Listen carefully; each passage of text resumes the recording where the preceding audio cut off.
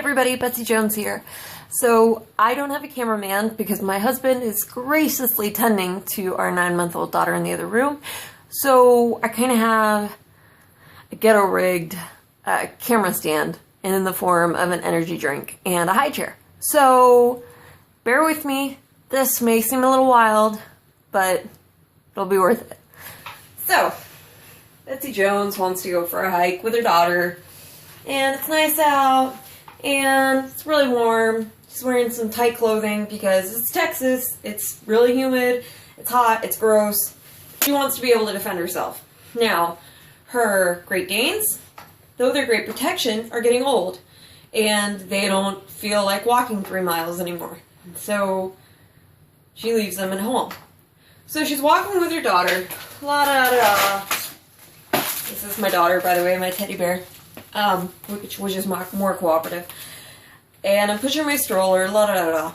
In Texas, legally right now, what can I carry to protect myself? Maybe a little knife, a pre-1899 black powder revolver or pistol, which, according to Texas Penal Code 46.01, isn't legally a firearm.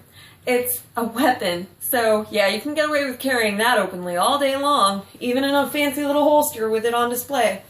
And you can carry this, an AK-47. You can carry an AK-47 in Texas through your neighborhood. Just whatever, man, it's cool. I'm just carrying this because it's the only weapon I'm allowed to carry other than a black powder firearm or pistol or a knife.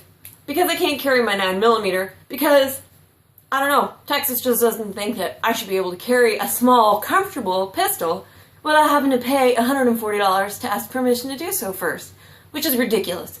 My other choice is my 9mm pistol.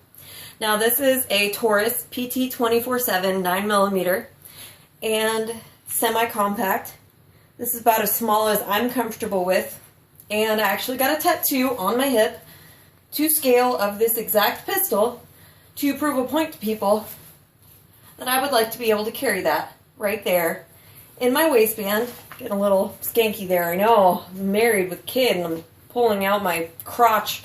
So obviously I would prefer a holster, but I don't own a holster. Why? Because, well, if I'm on my property, I have this right next to me, or my AK-47, and if I'm off my property, I can't have it with me anyway. So, you know, why have it?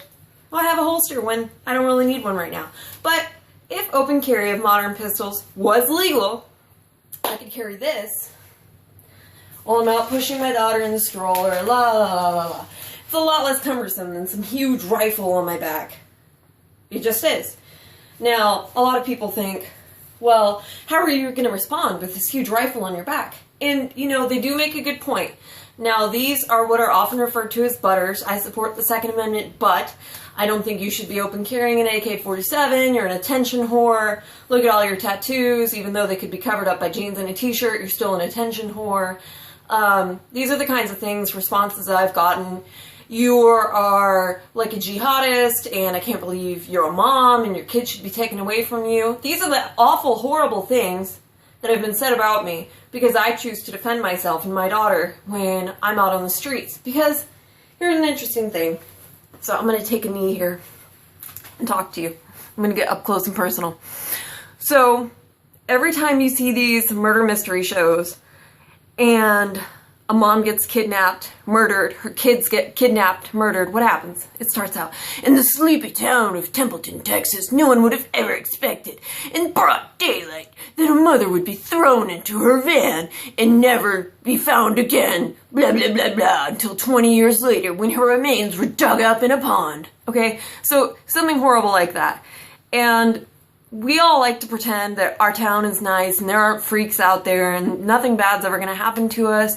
And we live our lives day to day just oblivious to the pure evil that exists in the same universe as us, in the same state as us. There are freaks out there. There are absolute freaks. Look, women have been chained up for years in people's basements.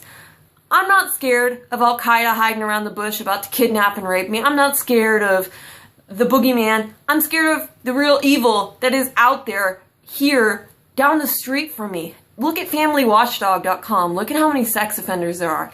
And not just because somebody saw somebody peeing and so now he's a sex offender. People who actually had sexual molestation charges against them involving toddlers. Those are the kind of people that I worry about when I'm out with my daughter. And I don't have my husband. I don't have my dogs. And I don't have my 9mm pistol. So my only option is my rifle. And that's kind of annoying, isn't it?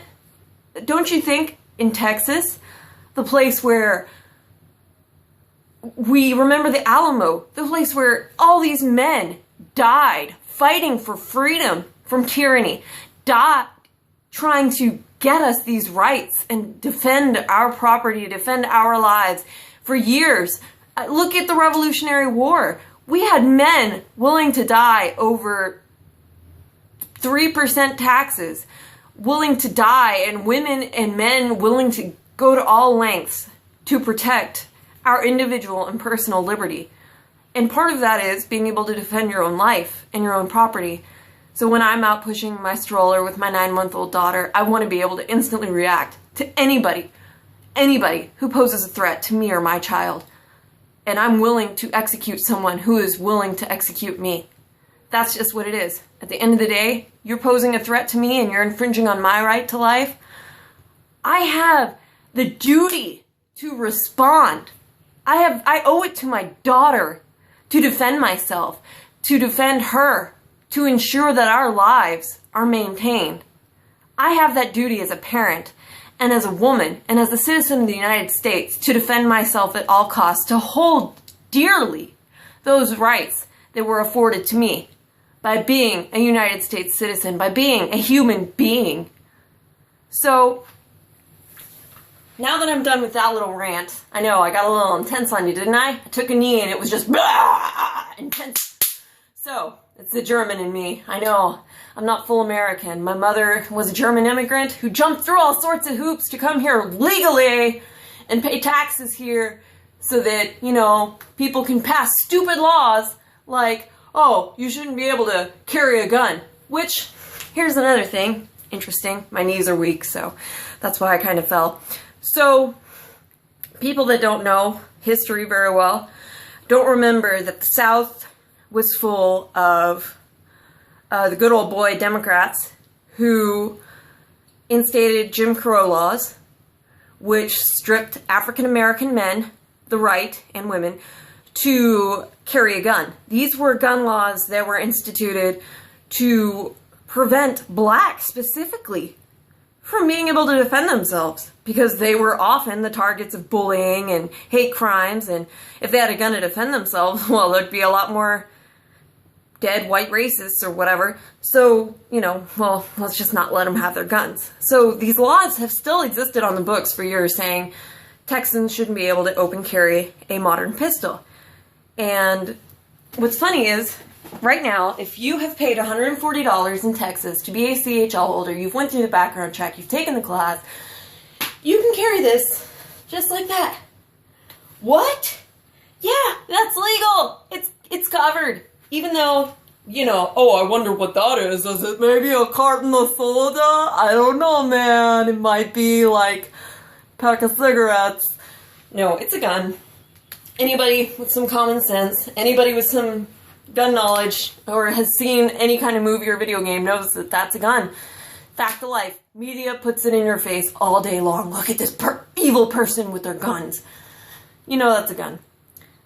Now, would you be a little less alarmed if I was a police officer in uniform and I had my gun out where you could see it in a holster like that? Would you think, man, she's not trying to hide anything. She's got it out there in the open. Look at that. She's got her gun right out here where everybody can see it. It's a little less alarming than, having it tucked in there personally for me. I feel like I can trust people a little better when they put everything on display because I don't have to worry about what they're hiding. But unfortunately, until they recently changed the imprinting laws in Texas, if you were wearing something big and bulky to cover up your gun, you kind of looked like you were up to no good. But you had to cover up your gun. And unless you're just a big guy, it's kind of, hard to do that. As a young woman, even if I'm wearing, loose clothing. As a woman who's kind of in shape, this is kind of hard to hide on me. I don't really have much boobs anymore since I stopped breastfeeding, so there is nothing to really hide that there. And where on this body do you see me being able to hide that? In my shoe, maybe? No, it's not going to happen.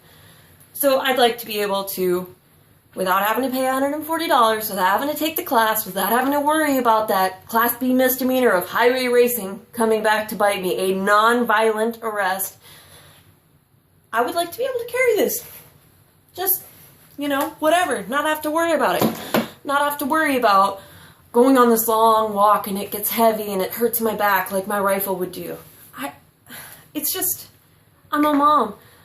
I really love my daughter a lot. A whole lot. I love my life a whole lot. I love my husband. I love my friends. I love my family. And I'm telling you, I would die to defend them. And I owe it to them to defend myself. Think about all your friends and family. Think about how they would feel if, because you weren't caring, you died. Because you couldn't defend yourself. Because Texas law limited you from being able to defend yourself. They said, hey, $140, I know that's your car payment, or that's your insurance payment, or that's your phone payment, or that's your electric payment for the month. And money's really tight because maybe you're a military family like me that doesn't make a lot of money. I know I have a lot of tattoos, so you probably think, nah, you got tons of money. Actually, I don't. I just happen to be in the right place at the right time for a lot of these tattoos. And at one point, I was afforded a lifestyle where money for tattoos was easy at one point. It's not anymore. The economy has changed. So $140 is a lot of money. It's a long way.